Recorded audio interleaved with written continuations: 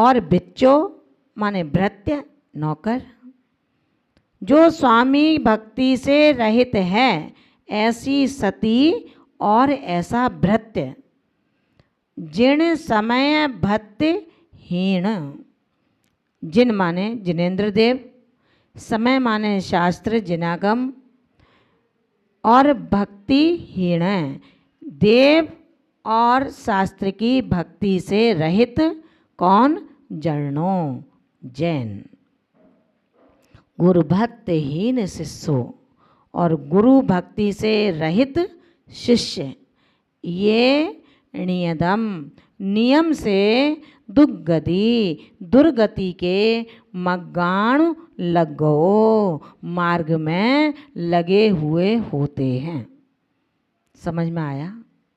अपन सब शिष्य हैं ना, गुरु के शिष्य हैं। और ये मान कर के चलना, आपके गुरु ने, गुरु माँ ने ये शिक्षा दी है कि किसको गुरु मानना है। गुरु माँ तो अपने गुरु हैं ही, इसमें शंका नहीं है।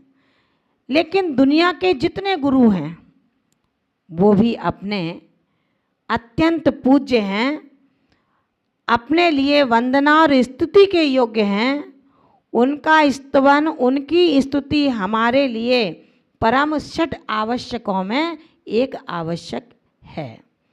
इसलिए माता जी ने हमेशा हम लोगों को, आपको सबको एक ही शिक्षा दी है कि कभी तुम्हारे मुख से किसी भी रत्नत्रयधारी मोक्ष मार्गी आयतनों की, माँ जिनवाणी की, और जो गुणवान हैं, रत्नत्रय की निधि को जो आगे संभालने की सामर्थ्य रखते हैं, उस पथ पर बढ़ने का साहस करते हैं, ऐसे आत्माओं की कभी अपने मुख से निंदा और बुराई न करें। आचार्य भगवान यही कहते हैं, जो पत्नी और जो भृत्य अपने स्वामी की भक्ति से रहित है, ऐसी पत्नी का क्या मायना? जो पति के सामने 16 श्रृंगार करके बैठ जाती है, इच्छाओं की वासनाओं की पूर्ति करके किसी दूसरे से आंख लगाती है। आचार्य भगवंत कहते हैं, ऐसी नारी दुष्ट है, कुलटा है, व्यभिचारिणी है। जो पति को चाहती नहीं है, केवल उसके पैसों से प्यार है, उसके सुंदरता से प्यार है, वरन उस पति से, पति रूप में जिस महिला को कोई कार्य नहीं होता, अगर पति अपने भाग्य के कारण 2 पैसे नहीं कमा पाता, तो पत्नी जो पतिव्रता है उसका ये कर्तव्य है, जैसा है वो मेरा पति है। महासती मैना सुंदरी का पति कैसा था? पिता के इस निर्णय को उसने अपना भाग्य का उपहार माना था और हंसते हंसते स्वीकार किया था। जब पिता पछताते हैं तो ढाढ़स बताती है कि हे तात, ऐसा रुदन क्यों? मेरा भाग्य और मेरा उदीर्णा काल आप परिवर्तित नहीं कर सकते, आपके अंदर वो शक्ति क्षमता नहीं है। ये मेरा पति अगर ऐसा ही होगा मेरे भाग्य में, तो इससे भी ज़्यादा बेकार होगा। और यदि मेरे भाग्य में कामदेव जैसा पति होगा, तो पिताजी ये ही कोड़ी किसी दिन कामदेव बन जाएगा।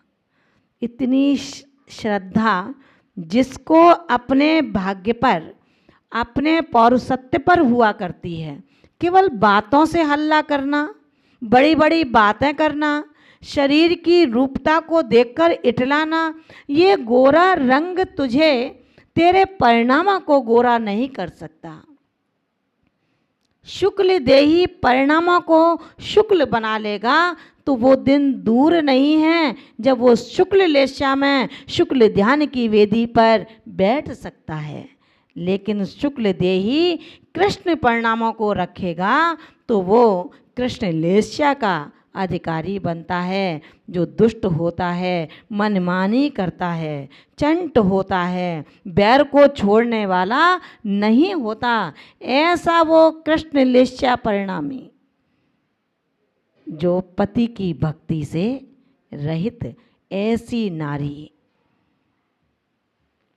पुरुषों को भी सावधान रहना है।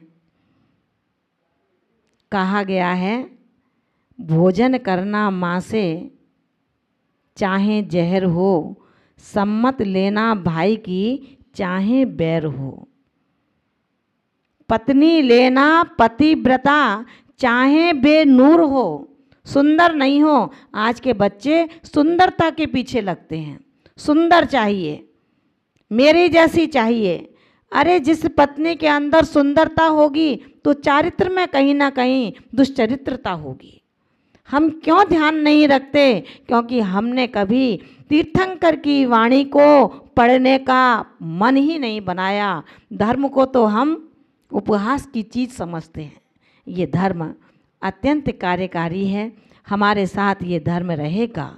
जो पत्नी पति के भक्ति से रहित है, स्वामी की भक्ति से रहित है, और भृत्य अपने स्वामी की श्रद्धा भक्ति से रहित है, जिन समय भक्तिहीनम और जिनेन्द्र देव की भक्ति से, जिनागम की भक्ति से, जो जैन जर्णों, जो जैन मनुष्य, जैन श्रावक ना तीर्थंकर पर विश्वास करता है, ना जिनागम पर विश्वास करता है।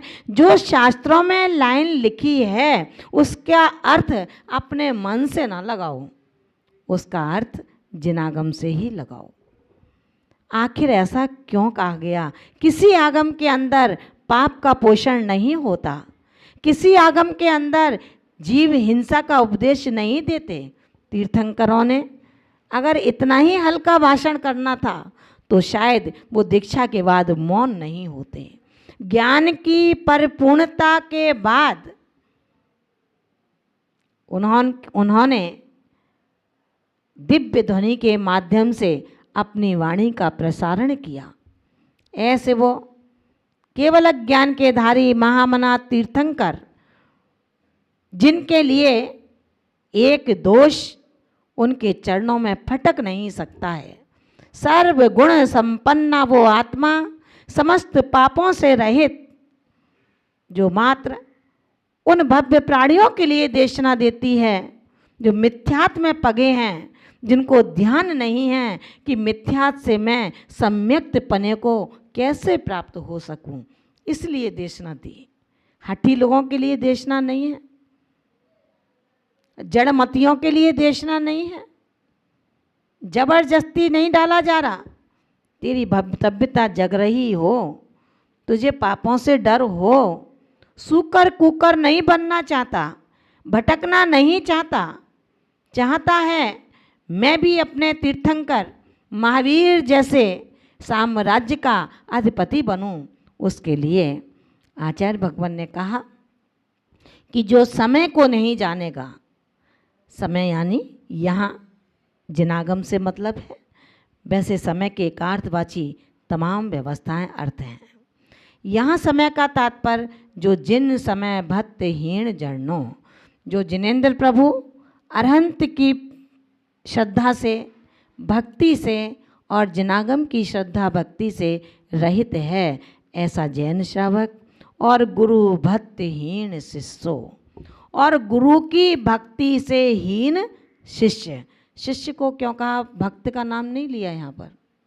शिष्य का ही नाम क्यों लिया? क्योंकि जो जितना नज़दीक रहता है वो उतना समझदार बनता जाता है। अब समझदारी में दो अंतर हैं। एक समझदारी तो ये है कि वो अपना भव सुधारता है, अपने भाव सुधारता है। भाई एक व्यक्ति पढ़ता है, डिग्री लेता है, पढ़ कर के अच्छी नौकरी करता है, अपना जीवन बढ़िया बनाता है और अपने माँ बाप के साथ उनको भी तसल्ली देता रहता है कि आप चिंता मत करो, वृद्ध हो गए हो तो क्या है, आपका जवान बेटा आपके साथ में है ना। ऐसे ही जो शिष्य गुरुओं के चरणों में सदियों गुजार देते हैं। और गुरु कहें बेटा अब अलग हो जाओ, देख लो अब तुम्हें अपना जीवन स्वयं संभालना होगा, वो शिष्य के लिए कितना दुर्दिन होता होगा। विचार करना। एक शिष्य वो है जो गुरु के चरणों में पढ़ करके गुरु की ख्याति को आगे बढ़ाता है। एक शिष्य वो है जिसने पूरा पढ़ भी नहीं पाया और वो अपने पात्र को भरा हुआ सा महसूस करता है और गुरु से अलग हो जाता है। ध्यान रखना, एक शिष्य वो है जो पढ़ने के बाद समझदार बना है, समझदार इतना बना है कि वो गुरु को जवाब नहीं देता, गुरु के सामने आंख ऊंची नहीं करता, गुरु के समकक्ष नहीं बैठता, गुरु के आगे नहीं चलता, गुरु के चरण सानिध्य में रह करके अपना नाम और यश ख्याति की अपेक्षा नहीं रखता। और एक शिष्य वो है जो पढ़ कर के इतना समझदार हो जाता है कि गुरु को ही समझाने लगता है। गुरु को ना समझाना पड़े, इतनी समझदारी अपने अंदर ना आए कि हम गुरु को समझाने लगें। आचार्य भगवान ने कहा है, ऐसा गुरु भक्ति से विहीन शिष्य नियतम माने नियम से दुर्गति मग्गाणु लग गओ। दुर्गति के मार्ग पर चल रहा है, दुर्गति के मार्ग पर लगा हुआ है। वो बेशक कितना भी ये विचार कर ले कि मैं बहुत ऊंचा हूँ, मैं बहुत अच्छा बोल लेता हूँ, लोग मुझे सुनते हैं, आपको लगता है। अब कौवा भी काँव काँव बोलता है तो कोई गोली थोड़ी मारता है उसको, बोलता है बोलने दो। ऐसे आपके लिए सोचते हैं, हमारे लिए सोचते हैं कि भाई गुरु तो शांत बैठे हैं, ये बोल रहे हैं, बोलने दो। हमारे शब्दों की वैल्यू कीमत जब होगी जब हम गुरु से रजिस्टर्ड होंगे। हम गुरु से रजिस्टर्ड नहीं हैं तो भला तुमको कौन शिष्य मानेगा। कहा गया है, ऐसा शिष्य नियम से दुर्गति के मार्ग में लगा है, ऐसा जानना चाहिए। लोकोक्ति है संसार की, कुत्ता जिसका खाता है उसका बजाता है, आदमी जिसका खाता है उसी को काटता है। भैया जिस गुरु ने तुम्हें बड़ा किया, जिस गुरु ने तुम्हें पाला पोसा, आज उसके ही सामने तुम आंखें निकाल के बात करते हो, क्योंकि आज गुरु आपका वृद्ध हो गया है, शरीर के श्रम से थक चुका है। उस गुरु के लिए इतनी आंखें बड़ी बड़ी करना, जिससे आप नहीं आपकी आत्मा भी डरती है कि काय को मेरी दुर्गति कर रहा है, इस पिंजड़े में बंद करके, इस तरह के नाटक और ढोंग करके। भला गुरु से इटलाकर चलने वाला कभी देवता नहीं बन पाया। कहा गया है, जिनो यश देवता स जैने। जिनेंद्र देव जिसके देव हैं, जिनेंद्र देव जिसके स्वामी हैं, जिनेंद्र देव को जिसने अपना इष्ट माना है, उनके मुखार बिंद से निकली हुई देशना जिनके शास्त्र हैं, ऐसे वीतराग प्रभु और उनकी वाणी पर जिसे किंचित भी श्रद्धा नहीं हो, वो कैसा जैन। आचार्य भगवान ने, तीर्थंकर प्रभु ने 4 संघ से एक संघ की स्थापना की, जिसे चतुर्विध संघ नाम दिया। और हम जैसे मोक्ष मार्गी मुनि आर्य का क्षुल्लक और क्षुल्लिका के भेदों में भी भेद कर रहे हैं। भाई घर का मुखिया आ गया तो कहते हैं पूरा परिवार आ गया। किसी घर में शादी हो रही है, अन्य कोई फंक्शन है, कोई कार्यक्रम है, तो उसमें आपके जो घर का मुख्य व्यक्ति है उसका कार्ड पर नाम आता है कि इनविटेशन आपको दिया जा रहा है, कोई भी नाम हो सकता है, सब परिवार लिख देते हैं, तो सभी आ गए उसमें। अब जैसे ही उन्होंने देखा कि हाँ भाई अमुक व्यक्ति आ गए हैं, वो निश्चिंत हो गया कि उनका परिवार अपने कार्यक्रम में आ गया। आचार्य कुंद स्वामी ने अष्टपाहुट के अंदर, समय सार के अंदर, नियम सार के अंदर क्या लिखा? उन्होंने लिखा है कि मुनि, ये मुनि के लिए चर्या है।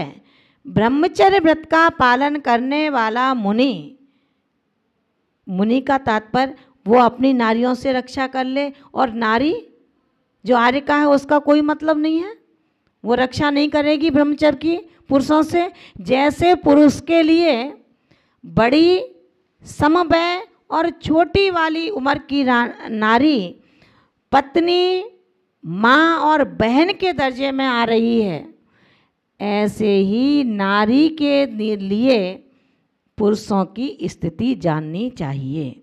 मुनि शब्द कहने से मतलब ये नहीं है कि केवल मुनि के लिए है। मुनि कह दिया तो चतुर्विध संग अपने आप समाहित हो गया। हे भोले प्राणी, जिसे आप श्रावक मानते हो अपने आप में, कहाँ खो गई आपकी वो बुद्धि और वो चेतना शक्ति जिसके माध्यम से आप इस मोक्ष मार्ग के पथिक बनोगे भविष्य में जाकर के। जहाँ मुनि शब्द कह दिया वहाँ चतुर्विध संघ का सम्मेलन स्वयमेव हो गया। जहाँ आर्य का कहा होगा तो वो पर्टिकुलर आर्यिका के लिए बात होगी। ध्यान रखना, थोड़े से अपने विचारों में संशोधन की आवश्यकता है। कुंद स्वामी ने कोई गलत नहीं कहा, केवल मुनि के लिए उपदेश नहीं है। जो इस मार्ग पर चतुर्विध संघ चल रहा है, आलोचना, प्रतिक्रमण, प्रायश्चित, वैयावृत्ति, निंदा, गर्हा, जो भी ये एक साधक की क्रियाएं हैं अपने अतीत के दोषों के प्रक्षालन करने की, वो केवल मुनि के लिए नहीं है, केवल मुनि ही करे। उन्होंने मुनि शब्द कहने का तात्पर्य है कि चतुर्विध संघ की ये व्यवस्था है जिसमें मुनि और आर्यिका की समाचार विधि एक सी हुआ करती है।